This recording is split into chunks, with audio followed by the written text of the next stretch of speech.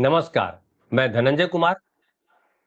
शनिवार को हम सुबह सुबह 9 बजे हम विदेश पर बात करते हैं और विदेश के एक्सपर्ट विनय ठाकुर सीनियर जर्नलिस्ट हमारे साथ होते हैं। अभी हमारे साथ हैं विनय भाई। नमस्कार, आपका स्वागत है। और जो विदेश की खबरें उसमें वही अमेरिका और ईरान है, लेकिन स्थितियां बदलती जा रही हैं और ऐसा लग रहा है कि युद्ध का विस्तार हो रहा है और अमेरिका के कंट्रोल से युद्ध ये लगातार फिसलता जा रहा है। अब देखिए, ईरान समर्थित जो हुती विद्रोही है, उन्होंने गुरुवार को सऊदी अरब और यमन में एक साथ बड़े हमले कर दिए। पहले हिजबुल्लाह का लड़ाई चल रहा था लेबनान में, अब हुती जो है वो भी एक्टिव हो गया है और सऊदी अरब और यमन में हमला हो गया।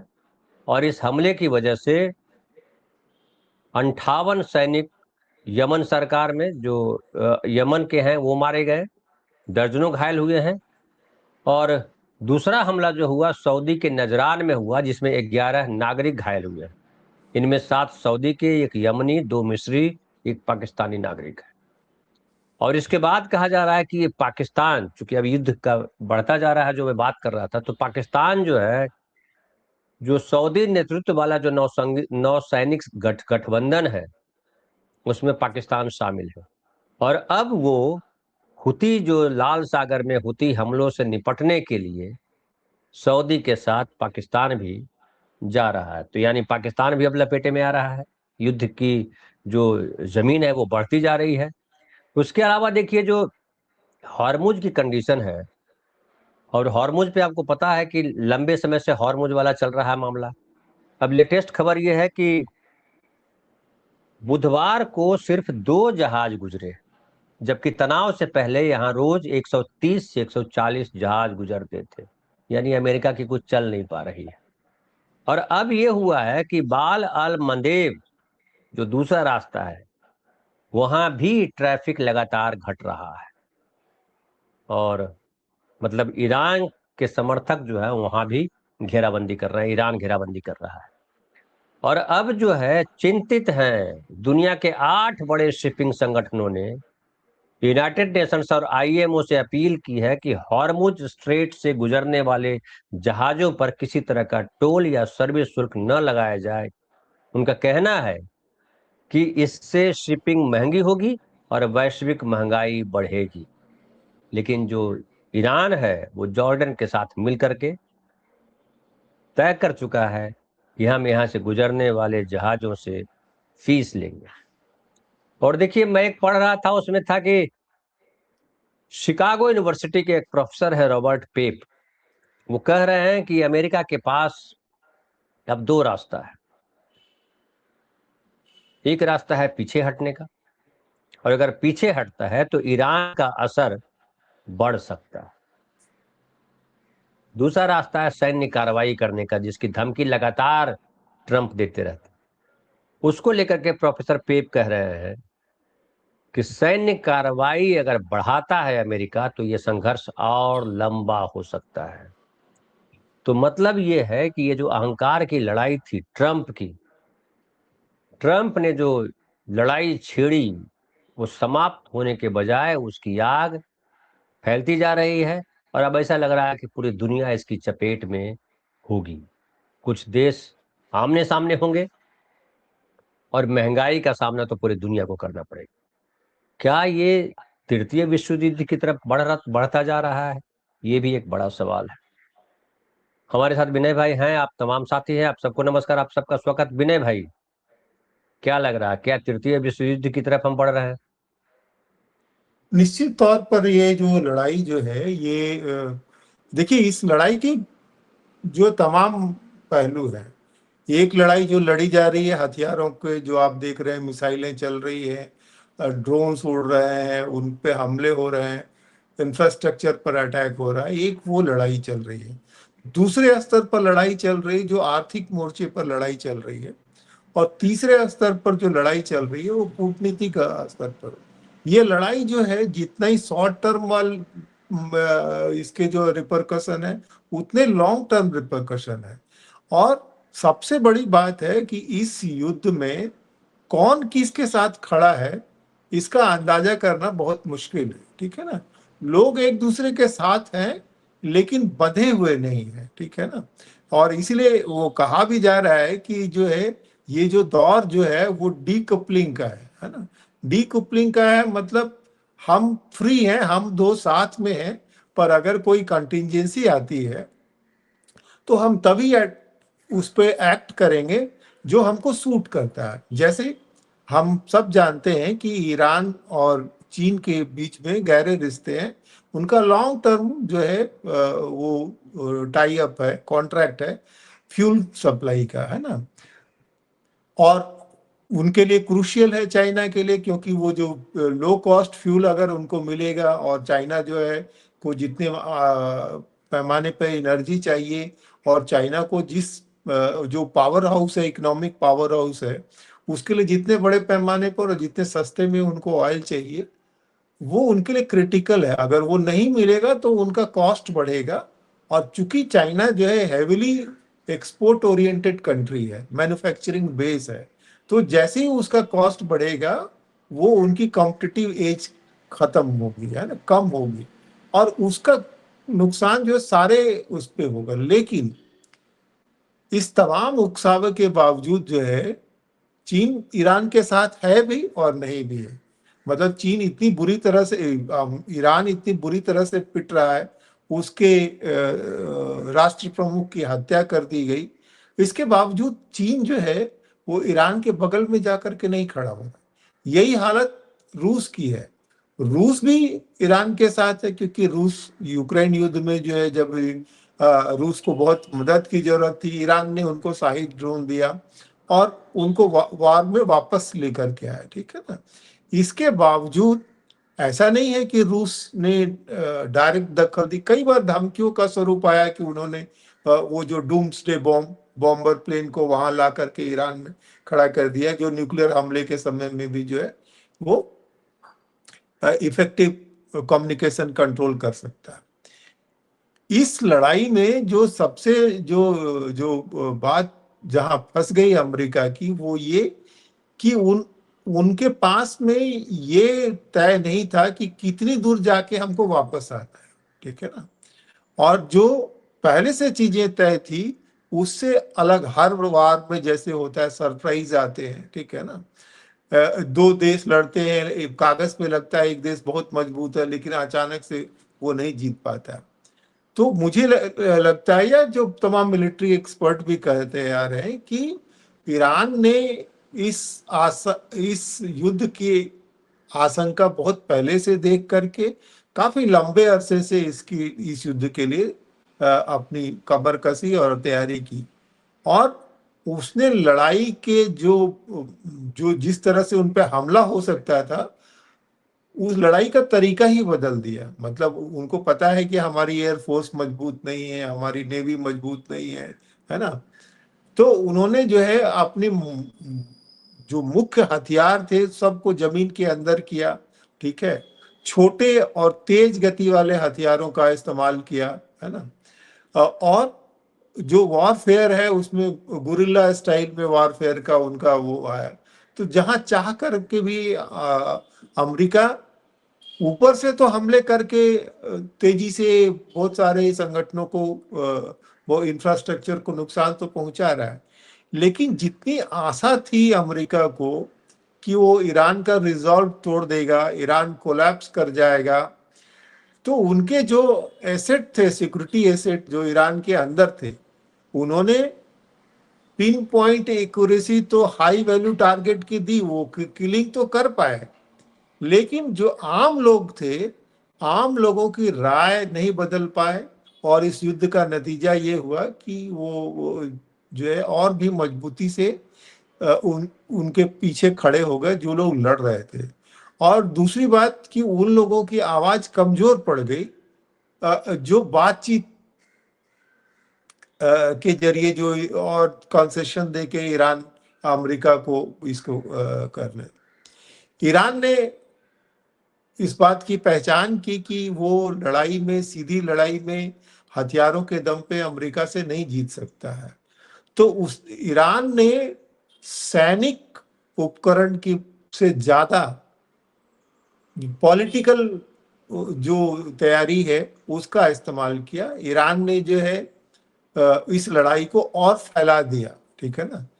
ईरान ने जो यूएस के जो भी सहयोगी देश थे, जितने उसके मिलिट्री बेस थे, सब पे आक्रमण किया और साथ में कूटनीतिक भी अपनी तैयारी की। साथ में ये मैसेज भी दिया कि भाई हम आपके देश के जनता के खिलाफ नहीं है, हम आपके खिलाफ नहीं है, लेकिन हम हमारे खिलाफ जो मिलिट्री बेस इस्तेमाल होंगे हम उस पर अटैक करेंगे, ठीक है ना।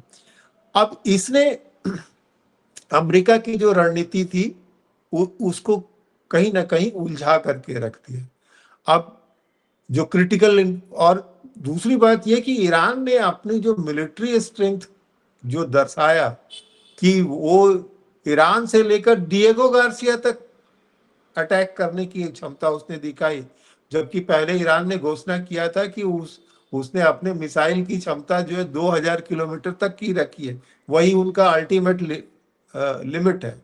लेकिन उन्होंने जाकर के 4000 किलोमीटर दूर जो डिएगो गार्सिया है वहां तक उन्होंने वो डिमॉन्स्ट्रेट किया कि हम यहां भी अटैक कर सकते हैं। जॉर्डन पर उसने आक्रमण किया, ठीक है ना। तो जो ईरान की जो स्ट्रेटेजिक प्लानिंग थी कि इस लड़ाई को फैला करके जो पॉलिटिकली अमेरिका पे इतना दबाव बनाया जाए कि अमेरिका जो है ईरान की बात मानने पर राजी हो, या अगर वो राजी नहीं भी होता है तो कम से कम जो डिस्कशन टेबल है उस डिस्कशन टेबल पर आए। लेकिन जो अमेरिका के रुख से, बातचीत से और उनके पुराने इतिहास से जो पता चलता है कि अमेरिका जो है वो अपने हरकतों से बाज नहीं आ रहा है, ठीक है ना। चाहे वो नाटो का मामला हो, चाहे यूरोप का मामला हो, चाहे वो वेस्ट एशिया का मामला हो, वो आप मतलब जिसको बोलते हैं ना कि स्टार्ट स्टॉप वाले लड़ाई कर रहे हैं, फिर शांति कर रहे हैं, ठीक है ना, फिर लड़ाई कर रहे हैं, है ना। तो वो धीरे धीरे करके, क्योंकि अमेरिका को ये बात पता है कि वो उनकी तुलना में ईरान की फाइनेंशियल स्ट्रेंथ उतनी नहीं है, ईरान की मिलिट्री स्ट्रेंथ उतनी नहीं है। तो ये जो वॉर ऑफ एट्रिशन में ईरान धीरे धीरे धीरे धीरे कमजोर होगा, है ना। और ईरान के जो सहयोगी हैं उनको बाहर आना पड़ेगा, क्योंकि ईरान के जो सहयोगी हैं वो ये बात एफोर्ड नहीं कर सकते कि ईरान कोलैप्स कर जाए और पूरी तरह से जो गल्फ जो है वो अमेरिका के नियंत्रण में आ जाए। देखिए अभी वेस्ट एशिया में और गल्फ पे अमेरिका का प्रभाव ज्यादा है, लेकिन ऐसा नहीं है कि वहां रूस का या चीन का प्रभाव नगण्य है। इसका उदाहरण हम लोगों ने देखा कि चीन के प्रभाव से जो है सऊदी अरब और ईरान एक समय में एक दूसरे से जो बात नहीं करते थे वो एक दूसरे से समझौता करने के टेबल पर आ गए, है ना। तो वो दिखाता है कि यहाँ पे इस रीजन में उनका भी प्रेजेंस है। तीसरी बात यह कि जो वहां सिक्योरिटी की जो स्थिति है वो काफी फ्लूइड है ना।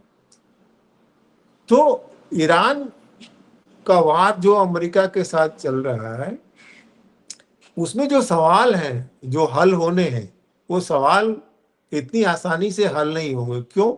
क्योंकि जो आपने देखा होगा कि जब भी अमेरिका थोड़ा ढीला नरम पड़ता भी है तभी इजराइल जो है अपनी तरफ से घोषणा करता है। इजराइल ने घोषणा कर रखी है कि भाई हम अपनी सिक्योरिटी को लेकर के जो है कोई कॉम्प्रोमाइज नहीं करेंगे, और हमारा हमारा रुख जो है इस पर नहीं निर्भर करेगा कि कोई अमेरिका और ईरान जो है बैठ करके वो चीजें तय कर लेंगे और हम मान लेंगे, ठीक है ना। और इसका आप ये देखिए कि जितनी लड़ाई जो है ईरान के जमीन पर लड़ी जा रही है उससे ज्यादा लड़ाई जो है वो लेबनान की जमीन पे और अभी आपने जो कहा यमन की जमीन पे अभी शुरू हुई है। क्योंकि ईरान को पता है कि जितना ज्यादा वो लड़ाई को अपनी जमीन से दूर ले जाएगा, जितना अपने दुश्मनों को वो इंगेज करेगा, जितना आर्थिक नुकसान, ईरान का तो आर्थिक नुकसान हो ही रहा है, ठीक है ना, लेकिन ईरान ने जो नब्ज पकड़ी है हॉर्मुज वाली, और उसने ये तय किया है कि हम तो डूबेंगे तो हम सबको लेके डूबेंगे। उसने कह दिया कि अगर हमारे ऊपर आप, जब बीच में अमेरिका ने कहा कि एकदम हम नस्तनाबूद कर देंगे, तो ईरान ने कहा कि भाई हम आपके जो डिसैलिनेशन प्लांट है उसको उड़ा देंगे, बिजली घर उड़ा देंगे, है ना। और आप वो जो है काफी वल्नरेबल हो गए, है ना। अमेरिका से प्रोटेक्टेड, उसने अमेरिका को एक्सपोज कर दिया कि जो गल्फ के देश जो थे वो कहने लगे कि भाई जो अमेरिका जो है जितनी मजबूती के साथ इजराइल के पीछे खड़ा है, जितने हथियार देके इजराइल की रक्षा कर रहा है, उस शिद्दत के साथ हमारी रक्षा नहीं कर रहा है। हम उसके लिए सेकेंड रेटेड प्रायोरिटी में है। तो वो भी ऑप्शन की तलाश कर रहे हैं, लेकिन उनके साथ समस्या ये है कि अभी वो अमेरिका को डंप नहीं कर सकते। अमेरिका की जगह कोरिया में जो है दुनिया के तमाम देश जो है वो पिस रहे हैं। और मैंने कहा कि जैसे अमेरिका अपने लॉन्ग टर्म पे काम कर रहा है। अब अभी हाल में आपने देखा होगा, एक खबर चली, बहुत जोर शोर से चली, ईरान में 60,000 जो है मोरक्को के लोग घुस गए, है ना। उसमें क्या बयान आया? उसमें बयान आया कि इसके पीछे अमेरिका और इजराइल का हाथ है। ऊपर से देखने में नहीं पता चलता है, लेकिन ये आप ध्यान में रखिए कि स्पेन जो है वो यूरोप का की प्रथम रक्षा पंक्ति है। इतिहास में आप देखेंगे तो चाहे वो क्रूसेडर्स हो, चाहे वो ये जो कार्डोबा स्टेट हो, उससे लड़ने का काम जो है, चाहे वो ऑटोमन एम्पायर हो, ठीक है ना, उससे लड़ने का काम जो है वो स्पेन ने किया। स्पेन ने हराया उनको, है ना, इस्लामी सेना को, मंगोलों को हराया, स्पेन ने हराया, ठीक है ना। तो और स्पेन के खिलाफ देख लीजिए किस तरह से गुस्सा है ट्रंप महोदय को। उसके पहले नाटो में उन्होंने बयान दिया कि Spain is a gone case. और जो स्पेन की इजराइल के प्रति जो नीति है, उसमें आप देखेंगे स्पेन इजराइल का लगातार विरोध कर रहा है, ठीक है ना। और इजराइल भी स्पेन को लेकर के कोई नरम है ऐसा नहीं है। इसकी जड़ें जो है इतिहास में है।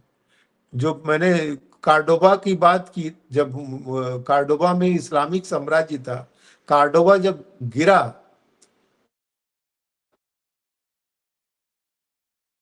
जूस और इस्लामिक लोगों का दमन हुआ, ठीक है ना। एक दिल्ली में आप जगह है सराय जुलैना, नाम सुना होगा आपने, है ना। तो जुलैना जो है वो जूलियाना के नाम पर है, और वो पुर्तगीज महिला थी। लेकिन उनके बारे में कहा जाता है कि वो थी तो ज्यूज, लेकिन चूंकि वहां जिस हिसाब से ऑपरेशन हुआ था, उनके पिता जो है फॉल्स क्रिश्चियन बन गए थे, है ना। तो वो तमाम सारे आप इतिहास में उसका देखेंगे, तो इसलिए आप देखेंगे कि दोनों के बीच में, स्पेन के बीच में और इजराइल के बीच में तीखी नोक-झोंक होती रहती है। स्पेन जो है वो उत्तरी अमेरिका के कॉर्नर पे बैठा हुआ है, तो वो काफी स्ट्रेटेजिक महत्व का है। स्पेन और तुर्की, तुर्की भी जो है वो रोक करके रखता है माइग्रेशन को। और जब भी देखिएगा कि तुर्की से कुछ यूरोप की बहस होती है, तो वो अपना गेट खोल देता है और लोगों को घुसा देता है, ठीक है ना। और यूरोप वाले पैसा देते हैं तुर्की को कि नहीं भाई तुम वहां पकड़ करके रखो। अभी भी 60,000 लोग घुस गए क्यूएटा राज्य से, ठीक है ना। तो वो एक अलग है।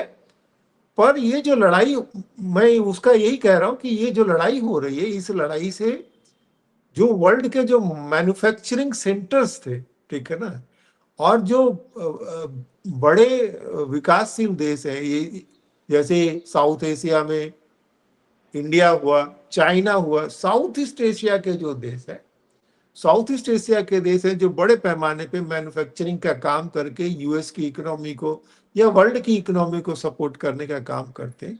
ये सब जो है ब्रुनेई को छोड़ करके सारे लोग जो है एनर्जी डेफिशिएंट स्टेट है। और इन सब की जो यूएसपी है वो क्या है? चीप लेबर और चीप प्रोडक्ट, है ना। लेकिन वो प्रोडक्ट चीप कैसे होगा? कि उनके पास में फ्यूल सस्ता होगा तब, है ना। उसकी वजह से आपने देखा होगा कि बांग्लादेश की हालत खराब है टेक्सटाइल इंडस्ट्री की, क्योंकि उनके जनरेटर सेट नहीं चल पा रहे हैं। 4 डे वर्क पीरियड करना पड़ता है, ठीक है ना। तो वो एक बांग्लादेश हो गया, इंडोनेशिया हो गया, फिलीपींस हो गया, इन सब देशों पे काफी दबाव है कि भाई जो आपूर्ति है, एनर्जी आपूर्ति बाधित होगी तो उनकी इकोनॉमी कितनी देर तक चलेगी। थाईलैंड है, थाईलैंड को गैस की आपूर्ति की समस्या है। पाकिस्तान की हालत खराब हो रखी है सऊदी अरब के साथ नजदीकी रिश्ता होने के बावजूद, क्योंकि वो रास्ता कहाँ से आएगा? ईरान के साथ पहले तो वो जो उनका इलीगल ऑयल स्मगलिंग रूट की वजह से वो पहले जो थोड़ा बहुत पैसा कमाते थे, अब ईरान के साथ उनका जो मनमुटाव हो रहा है उसमें उस पर भी रोक है। तो ये जो है ये बहुत जो है क्रिटिकल स्थिति है।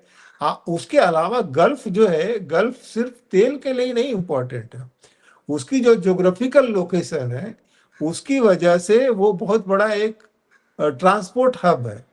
जो जो इधर से साउथ ईस्ट एशिया से, साउथ एशिया से जो लोग यूरोप की तरफ जाते हैं वहां वो चेंज ओवर करते हैं। आप वो एविएशन में आप देखते हैं कि कतर एयरलाइंस, इमराटी एयरलाइंस, ये सब बहुत इफेक्टिव बड़े एयरलाइंस हैं, है ना। तो इंटरटेनमेंट के बड़े हब हैं, फिनांस के बहुत बड़े सेंटर है ना। अब जो जो ईरान कर रहा है वो क्या कर रहा है? अब उसने लड़ाई को और फैला दिया। एक तो उसके हथियारों के रेंज में, उसके आक्रमण की रेंज में पूरा गल्फ आ गया, है ना। दूसरी तरफ उसने दोनों को एक्टिवेट कर दिया। लेबनान में हिजबुल्ला एक्टिवेट है ही, और इधर हुतीस को एक्टिवेट कर दिया। जितना क्रिटिकल जो पर्शियन हॉर्मुज है उससे कहीं ज्यादा जो क्रिटिकल है वो बाबल मंदेव है। वो और छोटी जगह है, वहां से और भी प्रमुख रूप से जो है वो व्यापार होता है। और वहां पर से रोक लगाने का मतलब है कि सऊदी अरब जो ये सोचता था कि हम मेडिटेरियन में अपना तेल निकाल करके बेच लेंगे, वो वहां से नहीं बेच पाएगा। उसने घोषित कर रखा है कि भाई सऊदी अरब, इजराइल, यूएस, ये सब के जो जहाज जो है हमारे लिए शत्रु होंगे, हम इन सब पे आक्रमण करेंगे। सब जगह जो है वो कॉस्ट बढ़ रहा है। अब हम लोग सब जानते हैं कि सिर्फ तेल का मतलब हम लोग सिर्फ गाड़ी में ही जरूरत नहीं है ना, उससे कितने तरह के प्रोडक्ट बनते हैं, ठीक है ना।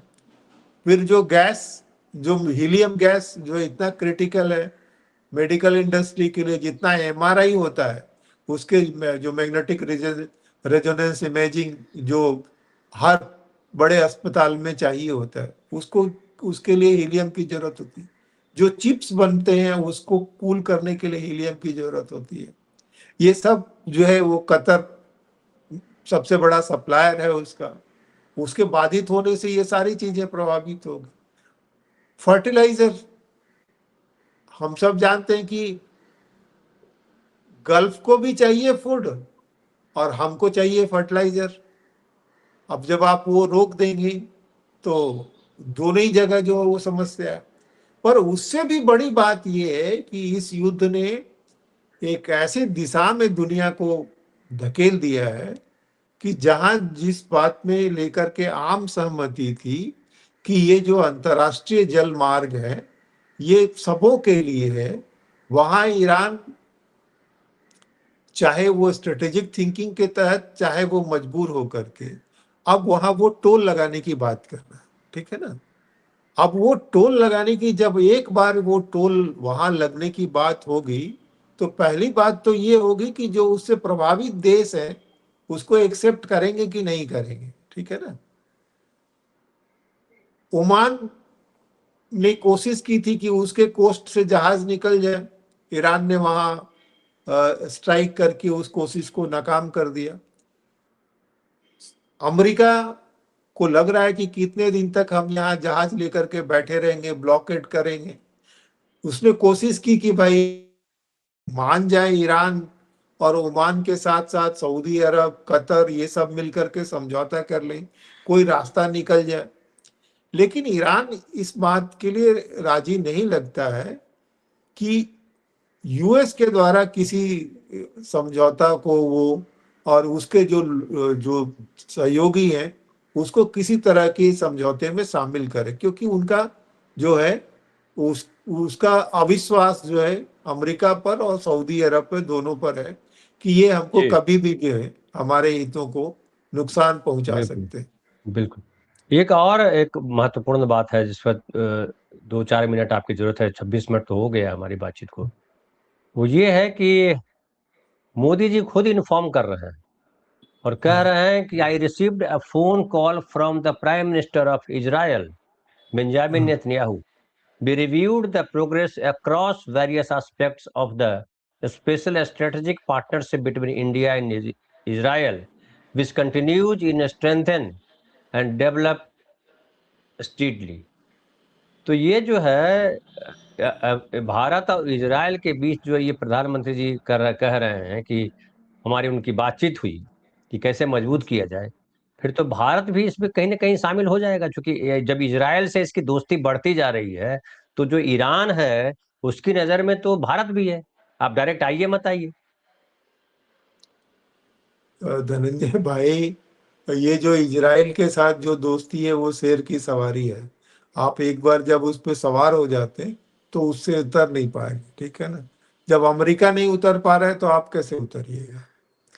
और जब से अमेरिका को लेकर के इजराइल का अविश्वास बढ़ा है, तब से इजराइल ने दोनों हाथों से अमेरिका, भारत को सिर्फ कंधे से नहीं पकड़ा है, बल्कि गले से पकड़ के रखा है कि तुमको नहीं जाने देंगे हम।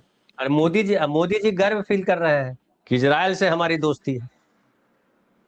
तो मोदी जी गर्व इसलिए फील कर रहे हैं ना कि बाकी जगह से तो उनको मार पड़ रही है, तो इजराइल के पास में जो है वो साम दाम दंड भेद ये जो बोलते हैं, वो चाणक्य नीति ये सिर्फ बताते हैं, वो तो करता आ रहा है क्योंकि उसका सर्वाइवल प्रॉब्लम है। उसका सर्वाइवल प्रॉब्लम है और वो जो बहुत मजबूती से उसका वो करता आ विनय रहा है। विनय भाई, लेकिन उसका तो सर्वाइवल प्रॉब्लम है, अपना देश एस्टेब्लिश करना है। भारत हाँ। मोदी जी को क्या करना है? मोदी जी को पाकिस्तान कब्जा इतिहास करना है क्या?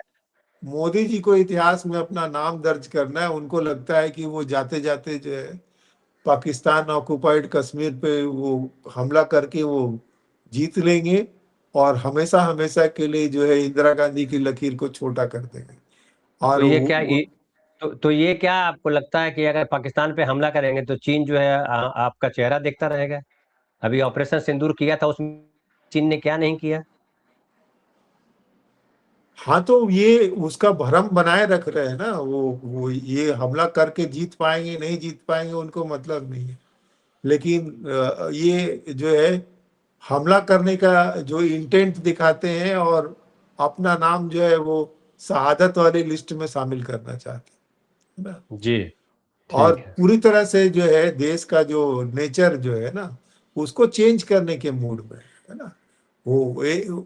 चाहे वो टेररिज्म का नाम लेकर के हो, चाहे वार का नाम लेकर हो, दोनों नेताओं के लिए अब जो रास्ता एक बच गया वो वही है कि युद्ध, कि युद्ध की स्थिति में ही आपसे कोई सवाल नहीं करेगा कि भाई अभी तो युद्ध है, अभी मत करिए।